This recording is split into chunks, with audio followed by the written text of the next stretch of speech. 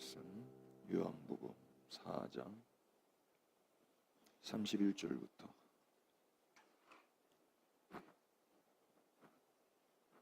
34절까지만 건강하신 분들 자리에서 일어나셔서 하나님 말씀 읽겠습니다.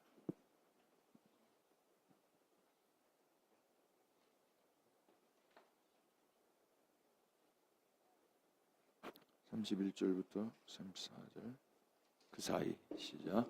그 사이에 제 아들이 청하여 이르되 라삐여 잡수소서 이르시되 내게는 너희가 알지 못하는 먹을 양식이 있느니라. 제자들이 서로 말하되 누가 잡수실 것을 갖다 드렸는가 하니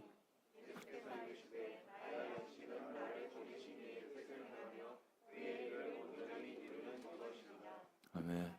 자리 앉겠습니다.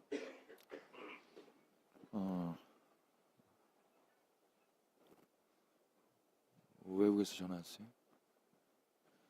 우리는 지난주에 선지자를 만난 사마리아 여인의 다소 침착한 모습을 통해서 그녀가 보인 행동이 심리적으로 회피적인 태도라는 합리적 추론을 하면서 이 요한복음의 수수께끼 같은 본문을 풀어봤습니다.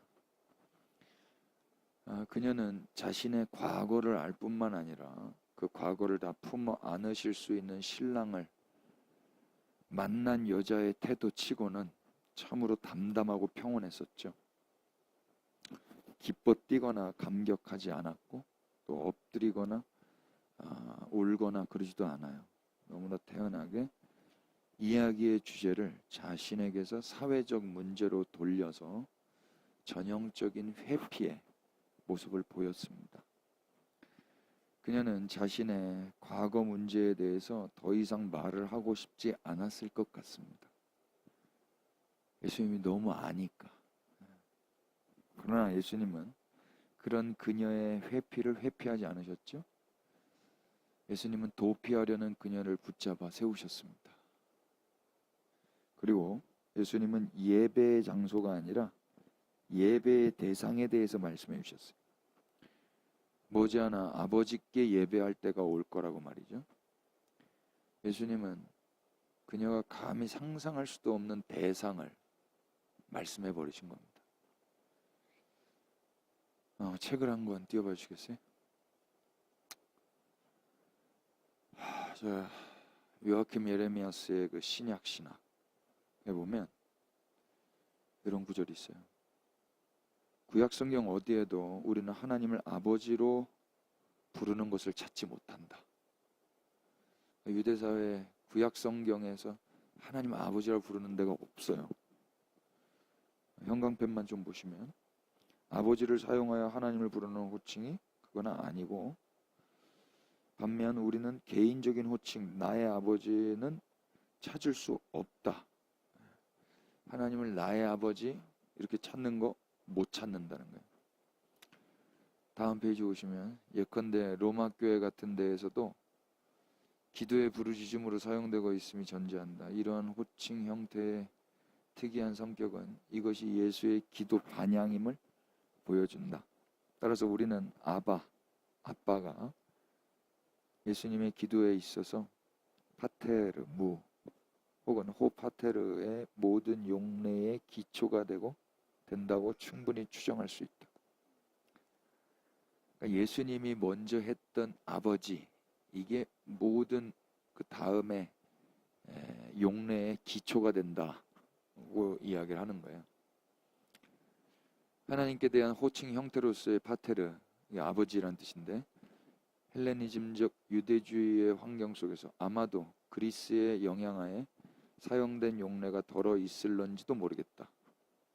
그러나 유대주의의 방대한 기도 문학에서 예전적인 기도 문권에건 혹은 개인적인 기도 문권에건 아바가 그렇게 사용된 용례는 없다고 확실하게 말할 수 있다. 우리가 탈공으로부터도 알 수 있듯이 유대인들은 아바란 단어를 심지어 기도 외에서도 하나님께 대하여 적용시키는 것을 주의 깊게 피하였다. 유대인들은 하나님을 아버지라 부르지 않았어요. 예수님을 시작으로 아버지라 부르게 된 건데 그것도 사마리아 여자에게 이야기했다는 거예요. 엄청난 거죠. 과연 이런 상황 가운데 유대 여자도 아닌 사마리아 여자가 하나님을 아버지로 여기며 예배한다라는 게 믿을 수 있는 이야기겠습니까? 과연 여자는 예수님의 이 말을 믿을 수 있을까요? 예수님은 그녀의 믿음과 상관없이 당신이 이 일을 이루시기 위해 오신 분이시기 때문에 여자여 믿으라 라고 담대하게 선포하시는 거예요. 마치 이렇게요. 딸아, 너에게 아버지가 계시다라는 것을 아니? 그 아버지가 이 사마리아를 사랑하셔서 날 보내셨단다. 내가 이 사마리아 사람들의 죄가 되어 주고 높이 들리게 될 거란다. 아버지께서 나를 보내신 건 사마리아를 심판하기 위함이 아니라 사마리아가 구원을 받게 하려 함이란다. 나로 인하여 구원을 받게 된 자는 이제 아버지께 나와 내 안에서 진정한 예배를 드리게 될 거란다. 아직 그때가 오지 않았지만 이제 곧 오게 될 거란다. 여러분, 아버지는 어떻게 생기는 건가요? 자녀가 만드는 게 아니죠. 아버지가 자녀를 만드시는 거죠. 그러니까 예수님이 이때가 올 거라고 말씀하신다는 건 예수님의 십자가가 거룩한 산부인과라는 이야기예요. 거기서 예수님이 피를 흘리시면 자녀가 태어나는 거예요. 예수님은 사마리아 여인도 하나님의 자녀로 낳으시는 겁니다. 그 이야기를 하는 거예요. 그러나 사마리아 여인은 여전히 예수님의 말씀을 이해하지 못하고 빈정거렸죠. 메시아, 곧 그리스도가 오시면 당연히 볼 수 있을 거라고, 그리고 그가 오면 모든 것을 알려줄 거라고. 그러나 과연 그분이 여기에 오시겠냐고, 그리고 나 같은 여자에게까지 나타나 주시겠냐고. 사마리아 여자는 그럴 일은 없을 거라고 생각을 했어요. 그러나 예수님의 대답은 뭐였죠? 네가 말하는 내가 바로 그니라. 네가 네 인생에 일어나지 않을 거라고 믿었던 그 일이 지금 일어났단다. 그걸 말씀하신다고요. 마치 이렇게 하나님은 너를 딸로 삼으시고 너의 예배를 받으시고자 나를 유대 땅에 나게 하셨고 유대인들은 상종하지도 않는 사마리아까지 피곤을 무릅쓰고 오게 하셨단다.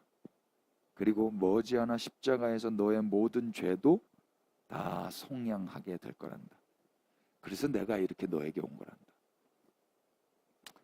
예수님은 사마리아 여자가 자신의 과거를 회피하려 해도, 사회적 이슈로 예수님의 능력을 떠보려고 했어도, 민감한 문제로 논점을 흐려서 더 깊은 대화를 하지 않으려 했어도, 빈정대고 아무리 도망을 가도 그녀 앞을 떠나지 않으셨어요.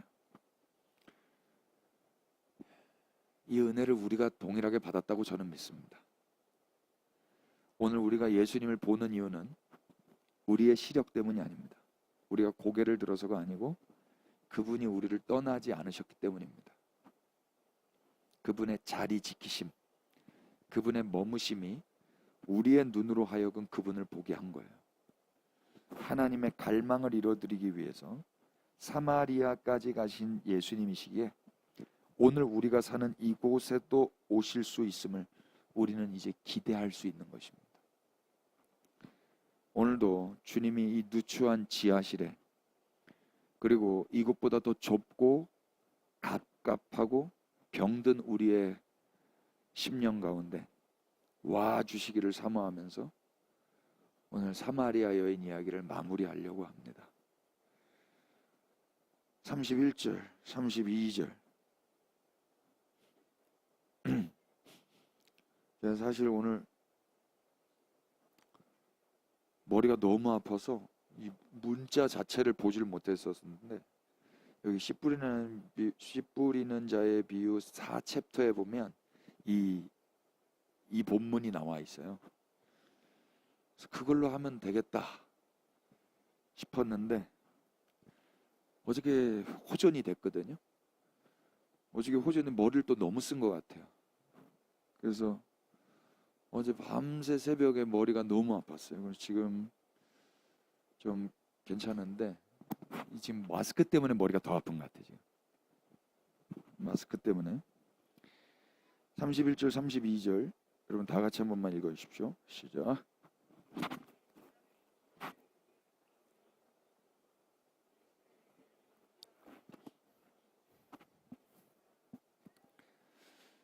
제자들은 예수님께 먹을 것을 드렸어요. 그러나 예수님은 드셔요, 안 드셔요? 안 드시죠. 이유가 뭐죠? 예수님께는 제자들이 알지 못하는 양식이 있으셨기 때문이에요. 복습 한번 해볼까요? 여기 알다 라고 번역한 헬라어가 뭘 것 같으세요? 에이도예요. 에이도가 뭐라 그랬죠? 보다라 그랬죠? 봐서 아는 거라 그랬죠? 그러니까 무슨 이야기예요? 32절 보시면 내게는 너희가 보지 못하는 먹을 양식이 있다. 그런 거예요. 무슨 이야기예요? 예수님만 보신 양식이 뭐예요? 사마리아 여인이죠. 제 아들은 다 동네로 들어가 버렸어요. 예수님하고만 1대1로 만났다고요. 33절 보세요. 제자들이 서로 말하되 누가 잡수실 것을 갖다 드렸는가? 제자들은 아무것도 몰라요. 예수님과 이 여자하고만의 은밀한 만남이었어요. 34절에 예수님이 설명해 주세요. 읽어볼까요? 시작.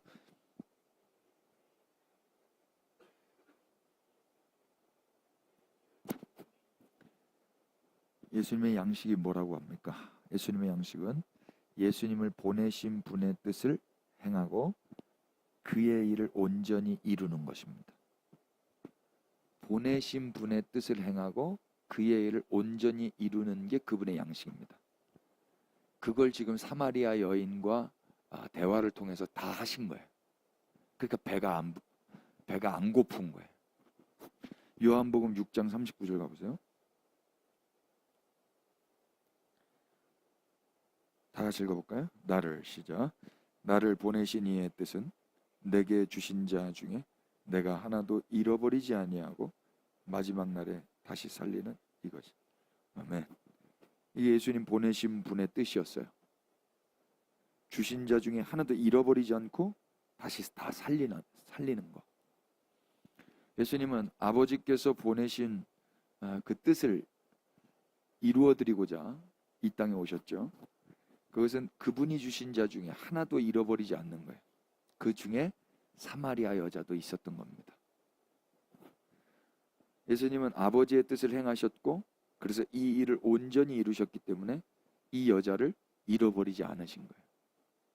그러므로 예수님은 제자들이 가지고 온 음식을 드시지 않아도 배가 부를 만큼 배가 부르셨고 흥분이 된 상태이셨던 것 같습니다. 기분이 너무 좋은 거죠.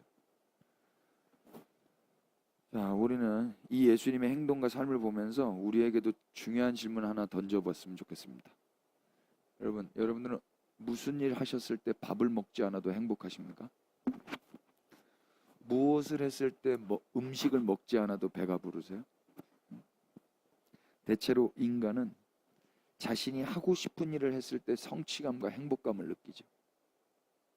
누가 시켜서 하면 그거는 괴롭습니다. 근데 내가 하고 싶은 거, 근데 그게 이루어진다. 내가 하고 싶어서 도전했는데 그 도전이 이루어졌다. 너무 행복하죠. 밥 안 먹어도 살죠. 그러나 예수님은 자신이 하고 싶은 일을 하신 게 아니에요. 여기 말씀 보시면 34절에 나의 양식은 나를 보내신 이의 뜻을 행하며 그의 일을 온전히 이루는 이것이다 그러셨어요. 나를 보내신 이의 뜻을 행할 때 예수님은 배 안 고프셨던 거예요. 자신의 일이 아니라 그분의 일을 온전히 이루실 때 예수님 배 안 고프셨어요. 이건 아버지를 사랑하는 자만 가능한 겁니다. 나의 꿈, 내 비전, 내 열망을 이루는 게 아니에요. 보내신 분의 뜻을 이루는 거예요. 특히 이 말씀은 아직도 내가 왜 살고 무엇을 해야 하는지 모르겠는 우리의 다음 세대와 청년분들이 좀 진지하게 들으셨으면 좋겠다 싶습니다. 인생의 초반부를 사는 데 있어서 중요한 건 난 어떻게 살아야 하나? 난 뭐 하면 살아야 되나? 난 뭐 먹고 살 건가? 이런 식의 미래에 대한 염려와 근심을 할 게 아니라 먼저는 나를 보내신 분이 계심을 믿고 아는 것이 우선입니다. 근데 이게 잘 모릅니다. 저도 뭐 먹고 사나, 어떻게 사나, 무엇 하면 사나, 이걸 가지고 하나님 앞에 나가서 늘 질문했던 것 같아요. 답이 안 나옵니다. 먼저는 날 보내신 분이 계시다는 거, 그분을 아는 게 우선입니다. 그분이 계심을 아는 것, 내가 보내진 자라는 사실. 여러분 스스로 대답해 보세요. 속으로만. 나를 보내신 분이 계시다고 믿고 계십니까? 내가 보냄을 받은 자라는 걸 알고 계셨습니까? 이걸 모르시는 분들은 이게 뭔지 알아줘야 된다고요. 이제 그거 알았다면 그 다음 중요한 건 뭐겠어요? 그분과 관계하며 사는 거예요. 뭐 먹고 사나 어떻게 사나가 아니라 나를 보내신 분과 관계하며 사는 게 그 다음 중요한 거예요. 아는데 관계를 안 한다면 그분을 무시하는 격이죠. 그분과 관계를 하다 보면 그분의 뜻을 알게 될 거예요. 그분의 마음을 알게 될 거고. 그래서 우리가 비교만 하지 않고 다른 기대와 욕심만 부리지 않는다면 대체로 다 알게 될 겁니다. 그분의 뜻이 무엇인지. 알게 되면 그냥 그대로 하면 됩니다. 못했다면 반성하면 됩니다. 요즘은 이상과 현실과 가능성 사이에서 타협하는 것도 참 대단해 보입니다. 사람들이 이런 타협도 안 하고 극단적인 행동을 하기도 하는 걸 많이 보기 때문에 그렇습니다. 그러나 소명과 사명을 알게 되면 더 이상 타협하지 않아도 되는 삶을 살게 돼요. 이상은 하고 싶은 일이고 현실은 하고 있는 일이고 가능성은 할 수 있는 일이에요. 대체로 하고 싶은 일과 하고 있는 일과 할 수 있는 일을 고민하면서 타협합니다. 그리스도인들도 다 이렇습니다. 그런데 먼저는 뭐가 중요하다고요? 나를 부르신 분이 계시다라는 거예요. 나를 보내신 분이 계시다는 거. 그래서 내가 해야 될 일이 있다라는 거. 그걸 아는 게 중요하다고. 그러니까 나를 보내신 분도 모르고 내가 해야 되는 일을 모르는 상태에서 하고 싶은 거, 하고 있는 거, 할 수 있는 거, 이것만 가지고 살면 안 된다고요. 종교는 내가 하고 싶은 일을 더 잘하게 해달라고 비는 거예요. 내가 할 수 있는 걸 더 잘하게 해달라고 비는 거라고. 기독교는 하고 싶은 것도 내려놓고 해야 되는 일을 하게 하시는 거예요. 성경에 다 그런 사람들이거든요. 소명은 어떻게 받죠? 주님은 이미 우리를 부르셨어요. 우리가 안 듣고 있었을 뿐입니다. 딴짓 하느라, 딴 생각하느라, 딴 데 정신이 팔려 있느라 이미 우리를 부르신 분을 우리는 무시하며 살았던 겁니다. 근데 그러던 어느 날 들렸어요. 들리기 시작해요. 그때 그분께 죄송함과 감사함으로 회개라는 것을 하게 됩니다. 계속 말씀하고 계셨군요. 계속 지켜보고 계셨군요. 이렇게. 계속 딴 생각만 하면서 살고 미래에 대한 염려와 두려움은 늘 하면서도 그렇게 늘 귀를 막고 있던 자에게 쉬지 않고 계속해서 말씀해 오신 그분의 모습에 송구함과 감사함이 교차되면서 비로소 겸손히 엎드리게 됩니다. 그리고 그렇게 부름을 받은 자는 이제 자신이 하고 싶은 일을 하는 게 아니라 그분이 보내신 곳에서 그분의 뜻을 행하며 사는 것입니다.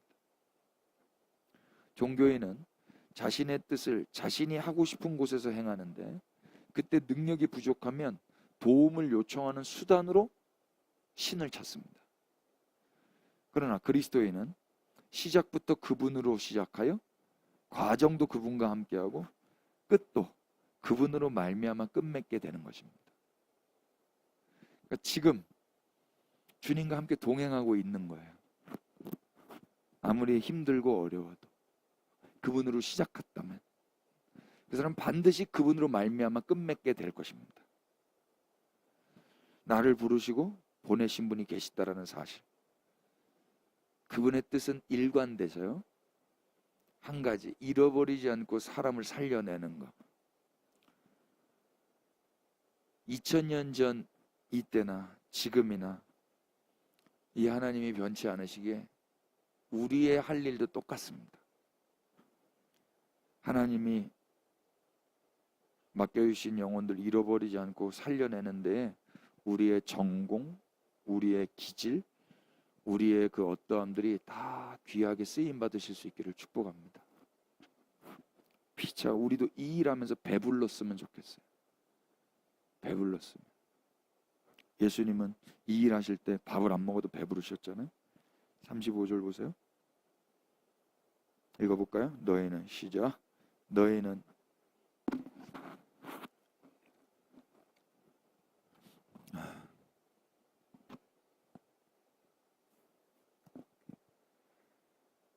예수님은 제 아들과 다른 관점으로 이야기를 하시죠. 제 아들은 4개월이 지나야 추수를 할 거라고 말했지만 예수님은 지금 이 사마리아 땅의 여인을 말씀하고 계시는 거예요. 제 아들이 음식을 사러 사마리아 동네를 돌아다닐 때 단 한 번이라도 이곳에서 예수님이 그리스도라고 제 아들이 말을 했을까요? 안 했을까요? 사마리아 동네를 음식 사러는 갔겠으나 그 땅에서 예수님이 그리스도라고는 말을 안 했을 거예요. 그들은 사마리아 땅이 추수할 땅이라고는 전혀 생각하지 않았을 겁니다. 오히려 그들은 유대인들이라 사마리아 사람들과는 상종하지 않으며 그 땅을 밟았을 거예요. 그런데도 놀랍게 자신들의 배와 스승의 배를 위해서는 어떻게든 음식을 구해오는 거예요. 상종하지 않는 자들에게 어떻게 음식을 구해왔을까요? 유대인들과 사마리아 사람은 상종을 안 하잖아요. 근데 음식을 어떻게 구해왔단 말입니다. 어떻게 그랬을까? 여러분, 나와 내 편의 배부름을 위해서라면요, 인간은 무슨 일도 할 수 있어요. 그러나 남을 위해, 그것도 상종할 수 없는 혐오스러운 인간들을 위해서는 아무것도 안 하고 못해요. 그들이 추수해야 할 열매라는 것을 받아들이기란 결코 용납할 수 없는 일이었을 겁니다. 사마리아 사람들이 추수의 대상이다. 말도 안 되는 거예요.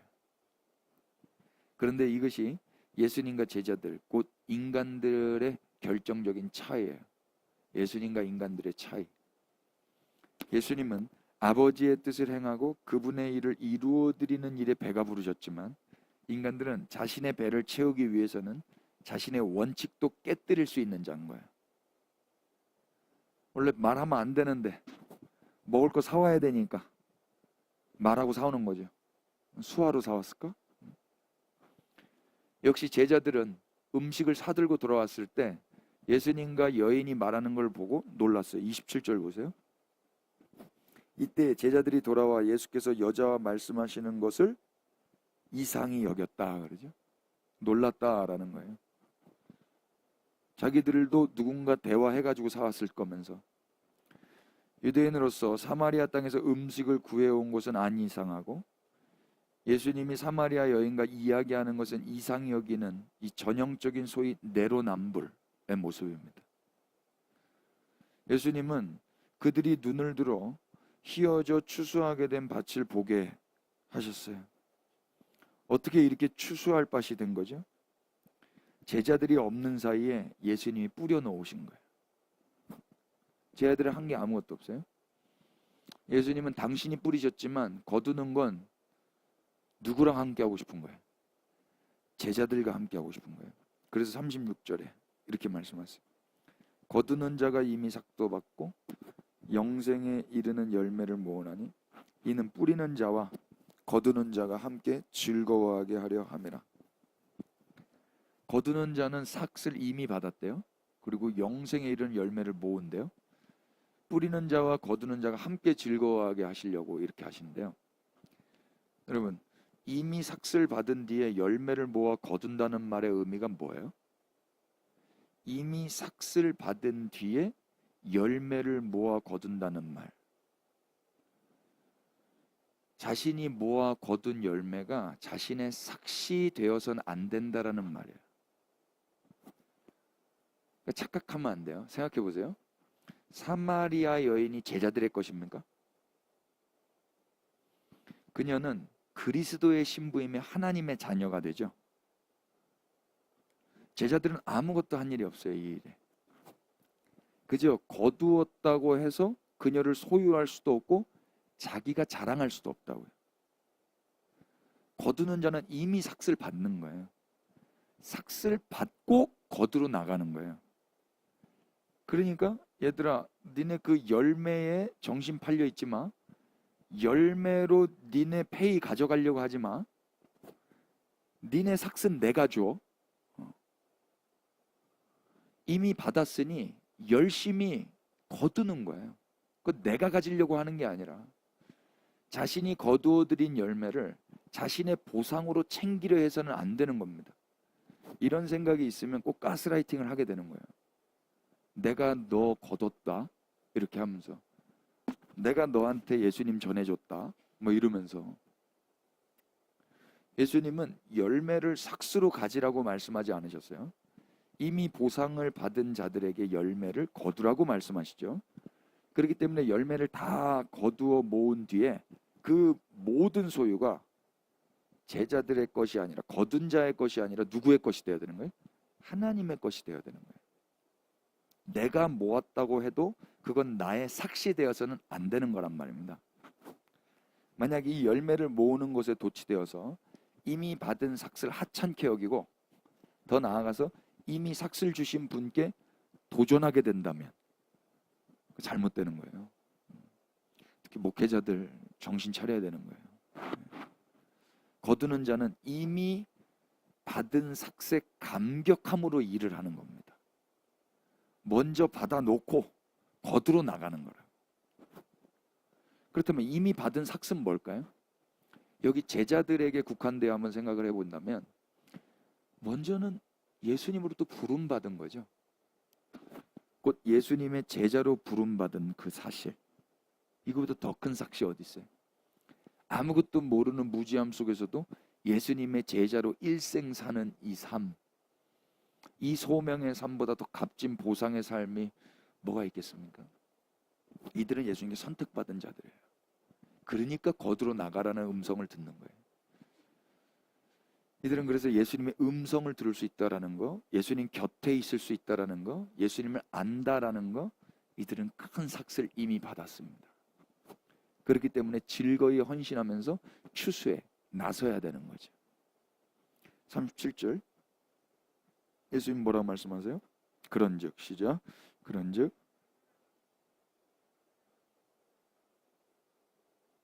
한 사람이 심고 다른 사람이 거둔다는 말이 옳도다. 여기서 우리말 한 사람과 다른 사람은 둘 다 같은 단어예요. 헬라어 알로스인데 다른이라는 뜻입니다. 무슨 뜻이냐? 심는 자와 거두는 자가 다르다는 말씀을 하시는 거예요. 한 사람이 심고 다른 사람이 거둔다. 그러니까 둘이 다르다는 거예요. 심는 사람 따로 있고 거두는 사람 따로 있고. 거두는 자는 왜 거두는 거죠? 이미 값을 받았기 때문에 거두는 거예요. 더 나아가 38절에 내가 너희로 노력하지 아니한 것을 거두러 보내었노니 다른 사람들은 노력하였고 너희는 그들이 노력한 것에 뭐 했다? 참여하였느니라. 자, 이들의 거둠은 그들이 노력하지 않은 것이다 라고 예수님 말씀하시죠. 그저 다른 사람들의 노력에 참여하게 하신 거라고 말씀하세요. 여기 노력이라고 번역한 헬라어가 여러분 뭔지 아세요? 코피아오예요. 코피아오. 코피아오가 어디서 나왔어요? 사마리아 가실 때 예수님이 피곤하셨죠. 4장 6절. 거기 또 야곱의 우물이 있더라. 예수께서 길 가시다가 피곤하여 우물 곁에 그대로 앉으시니 때가 6시쯤 되었더라. 이 피곤하여가 코피아오인데 이 노력하다가 코피아오라고요. 무슨 말입니까? 누가 노력했다란 말이에요? 제자들이 노력했어요? 예수님이 노력했어요? 예수님이 코피나도록 피곤하도록 노력하시잖아요. 다른 사람들이 다른 사람들 여기는 이제 헬라어가 복수로 되어 있거든요. 다른 사람들이니까 예수님이 이전에 그녀가 알고 있었던 수많은 성경 지식을 전해줬던 사람들 그들도 씨를 뿌린 거죠. 과거 사마리아 여인도 야곱에 대해서 알았고 예배에 대해서 들었고 배웠을 거예요. 근데 오늘 이렇게 예수님께 듣기는 처음이었을 겁니다. 그동안 씨 뿌림에 그 모든 정점으로 하나님은 예수님을 이 사마리아 땅에 이 여인에게 한 알의 밀이 되어 뿌려지게 하신 거예요. 제자들은 아무것도 한 일이 없죠. 그런데도 예수님은 그들에게 당신의 코피나는 노력에 뭐하였다? 참여하였느니라 라고 말씀해 주세요. 우리말 참여하였느니라는 완료형입니다. 참여했다라는 거예요. 사실 이들이 무슨 참여를 했습니까? 거두지도 않았잖아요. 뿌리지도 않았잖아요. 그런데도 예수님은 이들이 참여했다라고 말씀을 해주세요. 이게 이미 이들이 받은 삭시입니다. 이게 은혜라고 그래요. 놀랍지 않아요? 아무것도 노력한 거 없어요. 제자들은 동네 가서 먹을 거 사온 거 그걸로 참여했다고 말하는 거예요? 아니에요. 그들은 그저 노력하지 않은 것을 거두기 위해 보냄을 받았을 뿐 거두어 오지는 않고 음식만 사왔잖아요. 그런데도 예수님은 그들이 참여했다라고 말씀을 해주시는 거예요. 이들은 이게 무슨 말인지 전혀 모를 겁니다.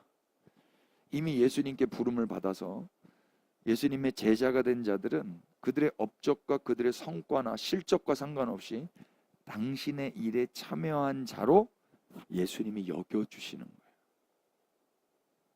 너무 감사하지 않아요?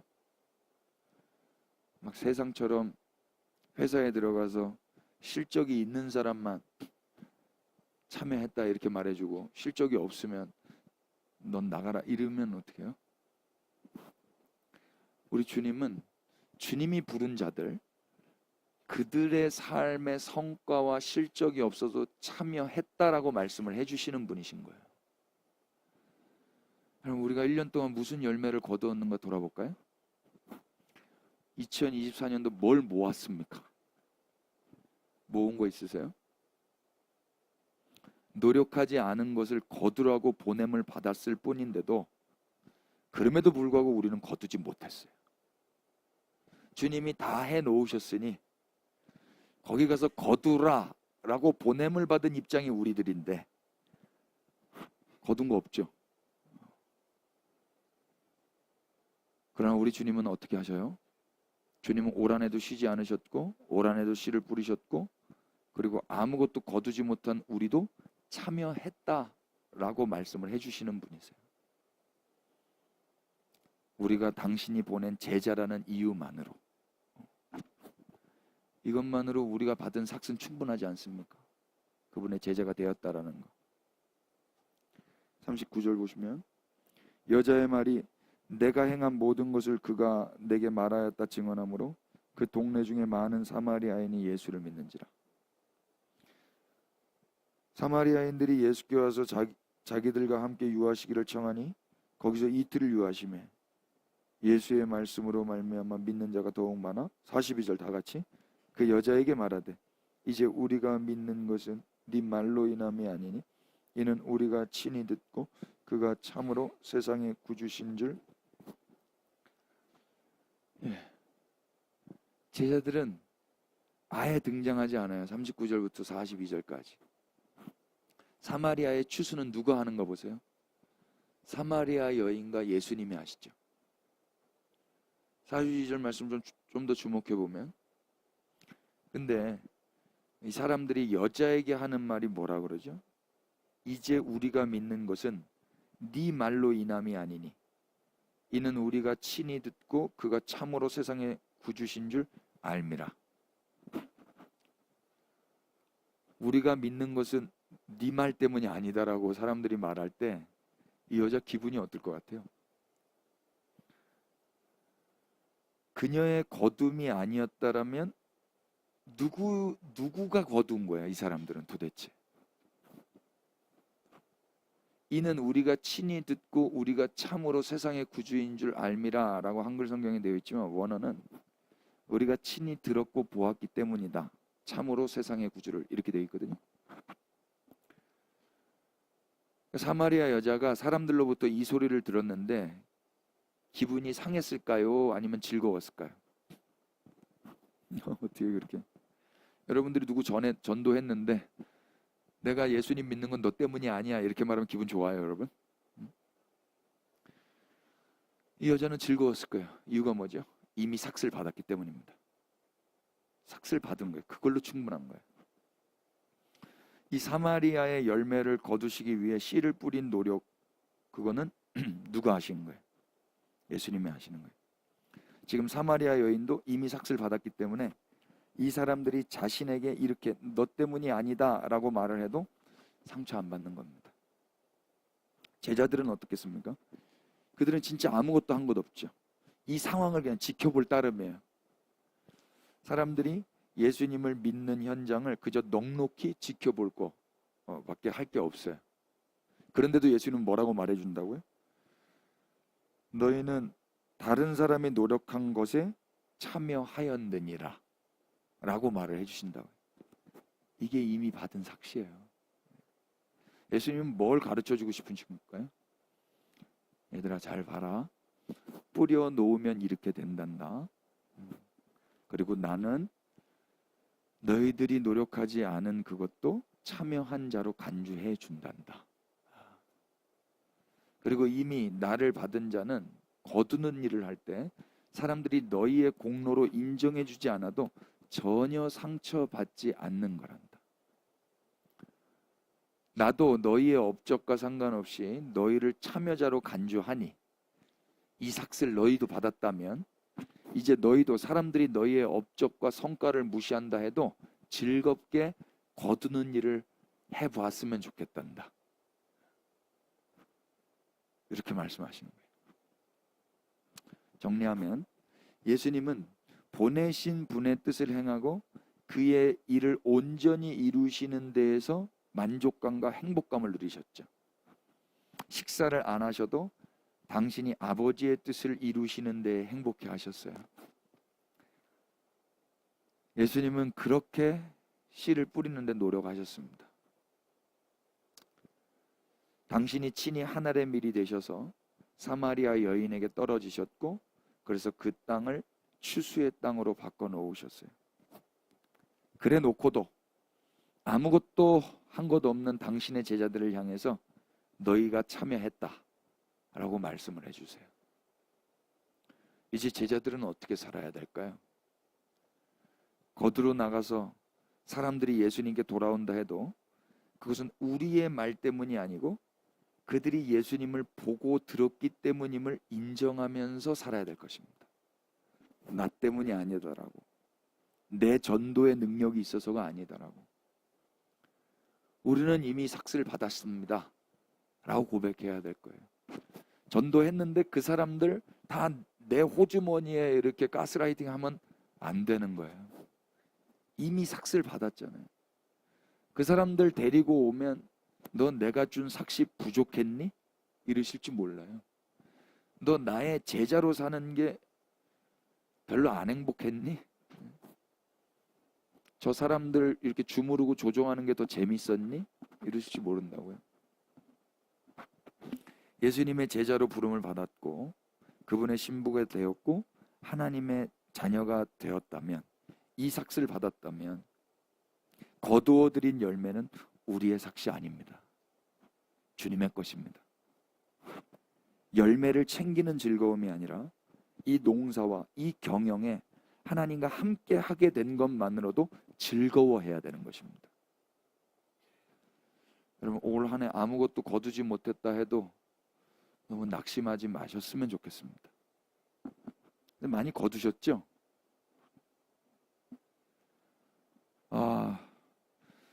마지막에 이렇게 몸이 안 좋아질지 몰랐는데, 그래도 넉넉하신 주님은 홀로 노력하셨는데 우리도 참여자라고 간주해 주시는 이 말씀을 통해서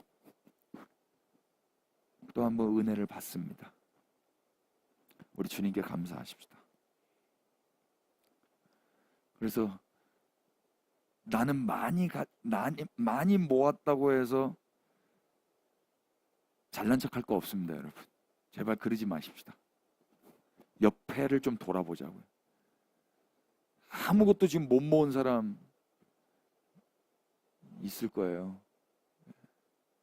보면서 상대적으로 우월감에 빠지셔도 안 되고, 우리는 이미 받은 삭새 즐거워하고 있어야 됩니다. 그리고 그분이 보내신 일을 함으로 밥을 안 먹어도 배가 불러 있어야 되는 것입니다. 이게 예수님의 제자들의 모습입니다.